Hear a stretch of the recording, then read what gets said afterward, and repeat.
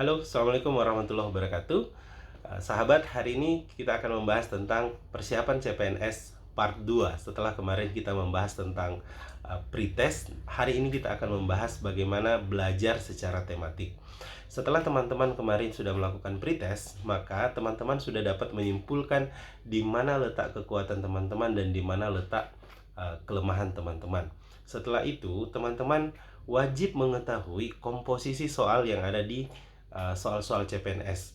Dari 3 kelompok soal yang ada, yaitu tes intelijensi umum, tes wawasan kebangsaan, dan tes kepribadian, teman-teman wajib mengetahui subtema dan penjabaran subtema yang ada di masing-masing kelompok soal.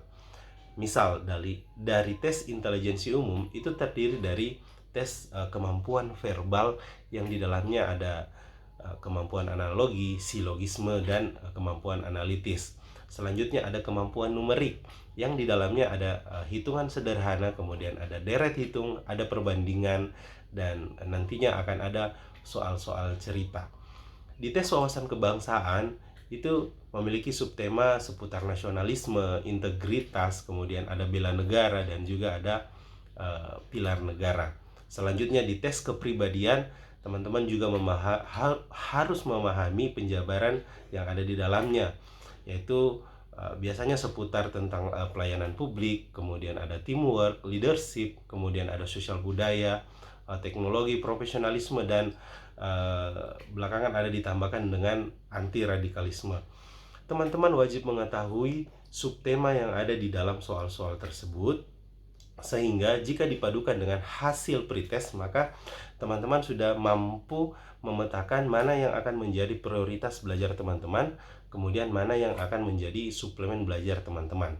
Misal dalam seminggu, dalam 7 hari tersebut, teman-teman dapat membagi porsi belajar teman-teman secara tematik. Misal, di hari Senin teman-teman akan fokus ke TIU, kemudian di Selasa teman-teman fokus di TWK, dan di Rabunya fokus dengan pembelajaran TKP.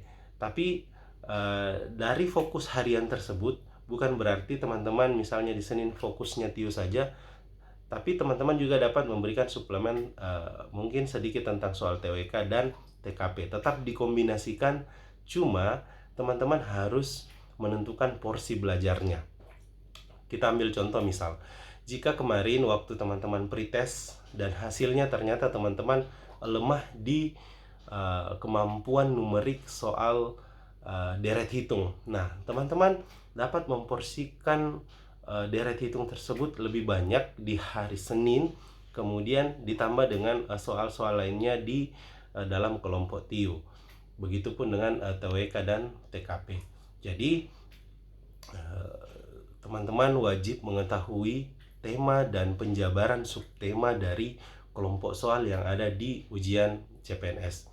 Ketika misalnya hari ini dan waktu tes masih ada tersisa misalnya sekitar 1 bulan, teman-teman dapat memetakan waktu belajar teman-teman secara mingguan. Misal minggu pertama teman-teman ingin fokus di tes intelijensi umum, di minggu kedua teman-teman fokus di tes wawasan kebangsaan, di minggu ketiga teman-teman ingin fokus di tes kepribadian, dan minggu terakhir teman-teman fokus di tryout.